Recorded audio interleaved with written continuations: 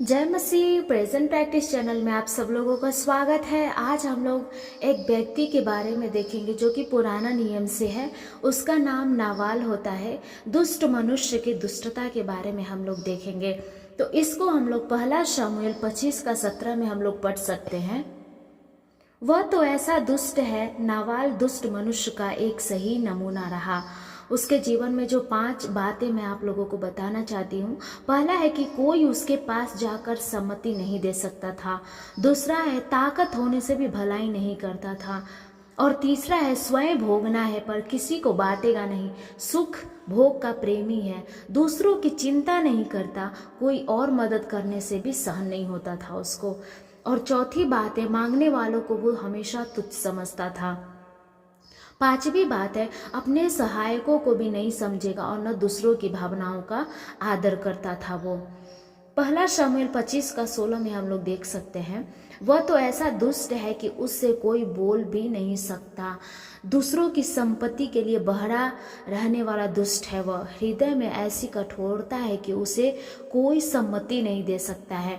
कुछ सेवक लोग भी इस गुण के होते हैं जो परमेश्वर के डर भय में जीवन बिताते, फिर भी ऐसे गुण उनके अंदर आ जाते हैं।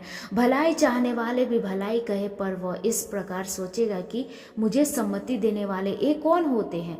शुरुआत में यह गुण अंदर ही अंदर छिपा रहेगा, परंतु दिन बीतते वह बाहर प्रकट हो जाता है। मेरे प्रिय, उसके विषय सबको यह तय कर लेंगे कि वह किसी की भी बात नहीं सुनेगा, लड़ाई ही करेगा। इससे अच्छा उसे बातें ही क्यों करें। पहला शमूएल 25:21 में हम लोग पढ़ सकते हैं।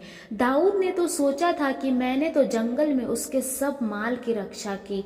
वह निस्संदेह व्यर्थ हुआ, क्योंकि उसने भलाई के बदले मुझसे बुराई ही की है।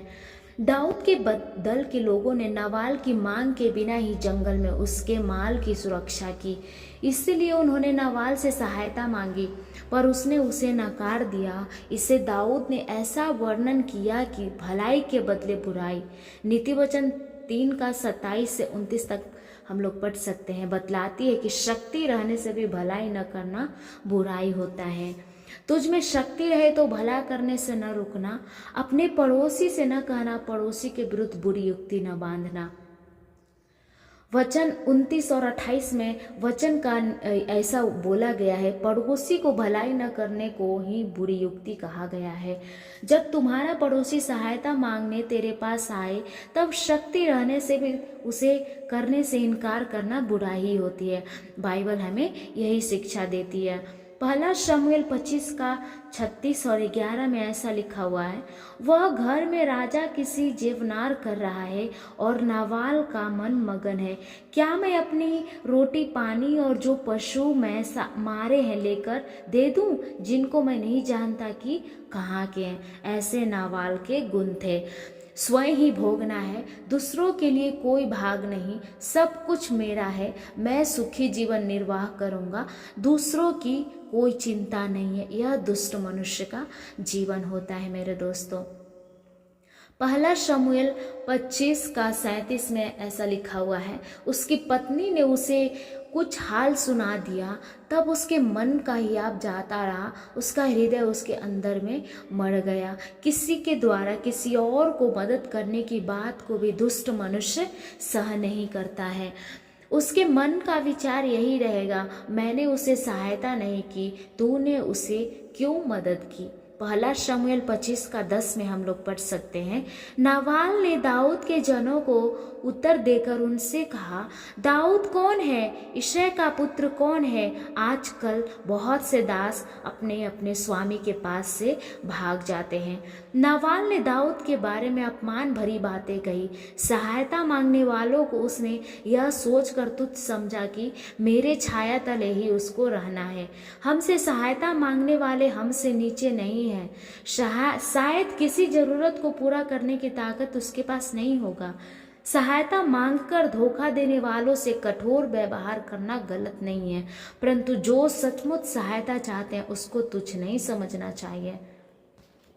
एक उदाहरण बताना चाहती हूँ। एक जो राजकुमार होता है, वो अपने जहाँ पे वो रहता था अपनी प्रजा के बीच में, तो वो अपने प्रजा को जांचना चाहता था कि मेरी प्रजा कैसी है, क्योंकि जो राजकुमार था वो बहुत दयालु था और हमेशा लोगों को मदद करता था।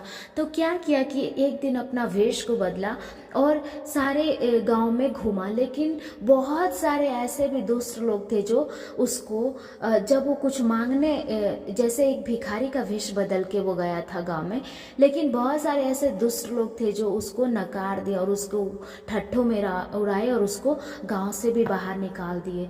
और उसके बाद जब राजा अपने भवन में आता है, तो जब अपना वेश को हटा करके जब राजा के रूप में आता है, तो वो दुष्ट लोगों को भी अपने गांव से निकाल देता है।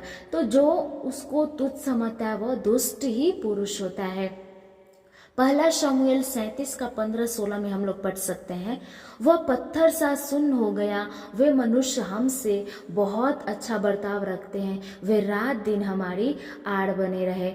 अपने चारों तरफ सहायता के रूप में रहने वालों को न समझने का हृदय रखता है वो दुष्ट मनुष्य। कभी कभी उसके प्रति उसके विचार रखने से किसी ने मांगे बिना भलाई की होगी, वह उस पर ध्यान भी नहीं करता।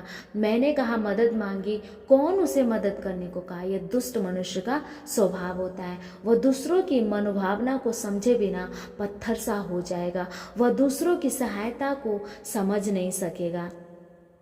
इसलिए मेरे फ्रेंड्स, हमें परमेश्वर से ही प्रार्थना करना है कि हमें सुख भोगी का प्रेमी नहीं बनाना। हमारे पास जो है उसे हमें बांट करके, जो लोग हैं हमारे अगल बगल लोग हैं, उन्हें भी हमारी सहायता की ज़रूरत होती है। उन्हें कभी भी हमें तुच्छ नहीं जानना चाहिए।